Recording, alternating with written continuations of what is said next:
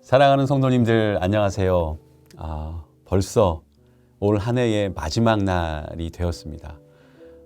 마지막 날까지 매일매일 하나님의 말씀 앞에 나왔던 여러분들의 삶 속에 하나님께서 주시는 귀한 은총이 가득했을 것이라 믿고요. 그리고 올해뿐만 아니라 이제 또 새롭게 내년부터 시작되는 하루하루도 하나님의 말씀 속에 인도함을 받고 보호함을 받고 그리고 하나님의 말씀 안에서 충만함을 얻는 그런 귀한 모든 성도님들 되시기를 간절히 축복합니다.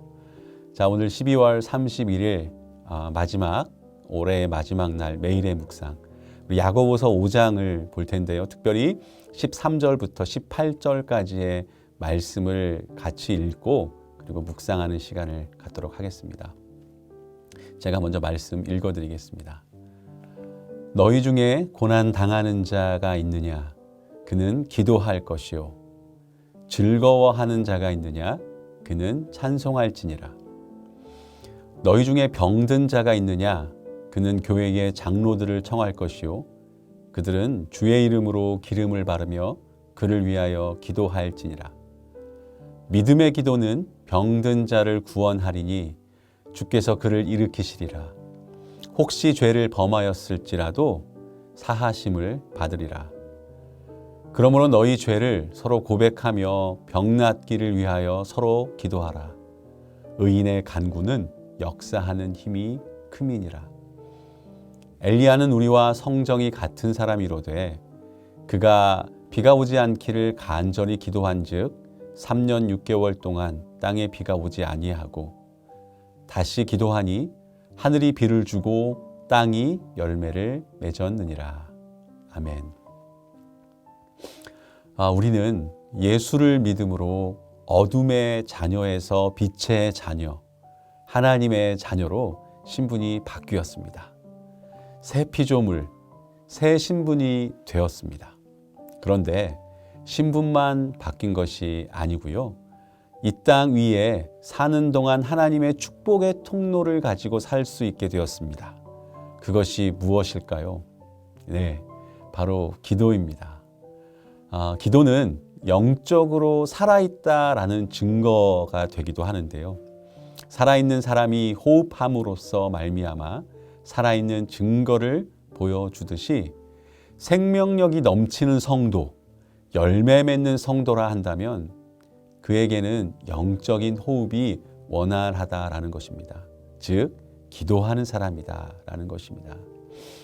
말씀은 잘 아는데, 교회도 열심히 다니고, 봉사도 잘 하는데, 기도를 쉬고 있다면 그것은 호흡이 끊어진 사람과 마찬가지다라는 것으로 우리는 생각할 수 있습니다. 오늘 본문에 너희 중에 고난 당하는 자가 있느냐? 그는 기도하라 라고 했습니다. 여러분, 고난은 우리에게 하나님께서 기도하라고 하는 사인인 줄 믿습니다. 14절에는 가장 보편적인 인생의 고난으로 육체의 질병을 대표해서 말해주고 있는 것인데요.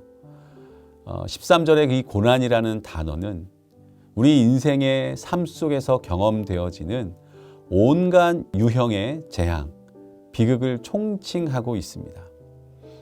오늘 말씀은 인생을 향해서 그렇게 밀려오는 고난을 어떻게 싸워 이길 것인가를 가르쳐 주고 있는 건데 어떤 재난이든지 또 어떤 역경이든지 기도하는 자는 하나님의 능력으로 능히 이길 수 있음을 우리에게 말씀으로 약속해 주고 있는 것입니다.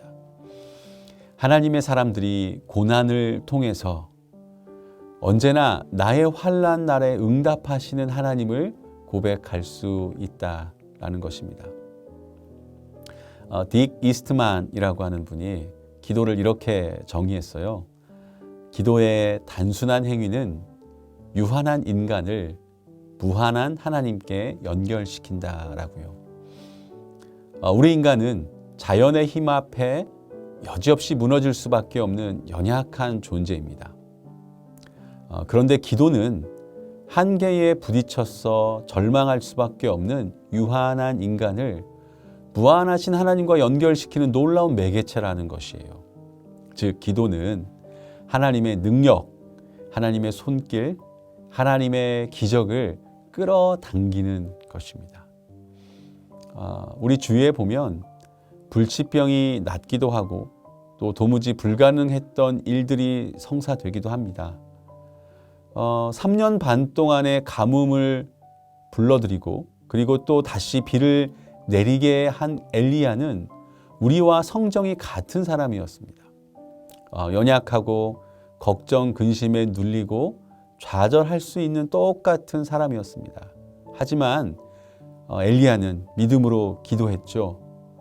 의인의 기도, 의인으로서 간구를 했는데 우리는 예수 그리스도의 십자가를 통해 죄사함을 받았고 그의 부활을 인하여 영생을 얻은 사람들입니다.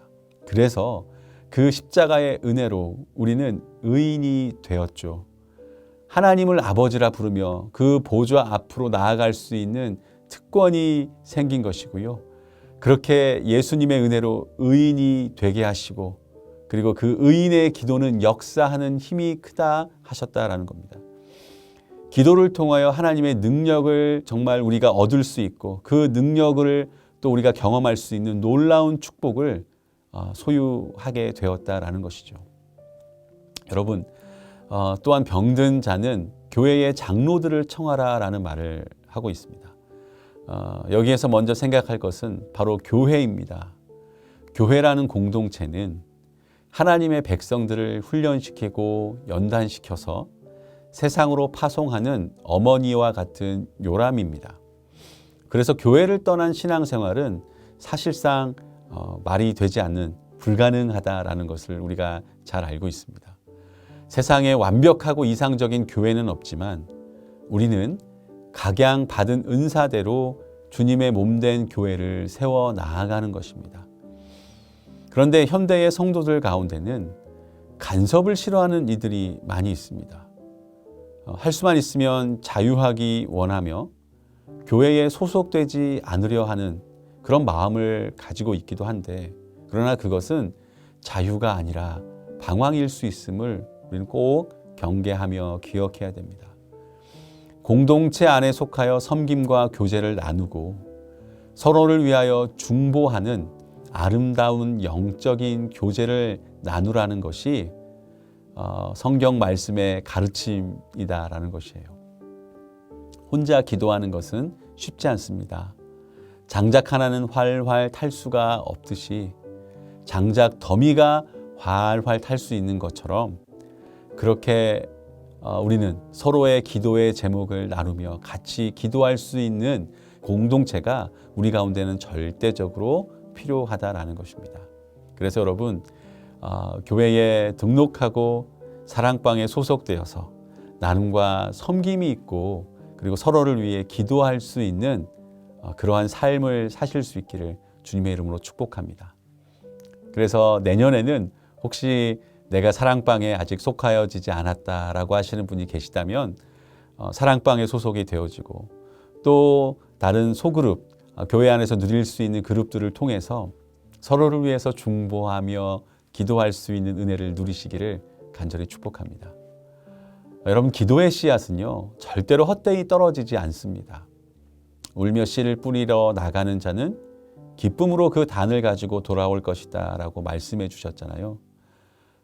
눈물을 흘리면서 기도의 재단을 쌓는 사람들은 절대로 빈손으로 오지 아니하고 기쁨으로 수확을 거둘 것이다 라는 것을 믿습니다. 여러분, 온 세계가 지금 위기 가운데 있습니다. 이 어려움을 이겨낼 수 있는 것은 오직 기도인 줄 믿습니다. 열방의 파수꾼으로 깨어 기도하시기를 축복합니다. 또한 가정을 위해서도 기도해야 합니다. 여러분, 부모의 기도는 자녀의 평생 축복이 되는 줄 믿습니다. 여러분의 기도가 자녀들에게 풍성한 열매로 나타나시기를 또한 축복합니다. 평생 기도의 사람으로 하나님의 능력을 덧입고 그 능력을 맛보고 살아가는 주님의 귀한 자녀들, 백성들 되시기를 주님의 이름으로 간절히 간절히 축원합니다. 함께 기도하시겠습니다. 우리의 기도를 들으시는 하나님 아버지, 우리에게 기도를 가르쳐 주시고 기도를 통해 하나님과 소통할 수 있게 해주셔서 참 감사합니다. 특별히 고난의 시간에 기도하라고 하신 주님, 그 기도를 통해 하나님의 구원의 역사를 약속해 주셨으니 고난 중에라도 더욱더 기도함으로 하나님의 도우심을 경험하며 누리는 저희 모두가 되게 하여 주시옵소서. 우리의 기도 한마디 한마디를 주님께서 귀 기울여 주시는 줄 믿습니다. 그 옛날 엘리야의 기도를 들으시고 땅의 비를 멈춰 주시기도 하시고 내리게도 하시며 열매를 맺게 하셨던 것처럼 우리도 하나님의 응답의 역사를 맛보며 살아가는 기도의 사람들이 되게 하여 주시옵소서. 우리에게 당신의 이름을 걸고 기도하라 하신 우리 구주 예수님의 이름으로 감사하며 기도드립니다. 아멘.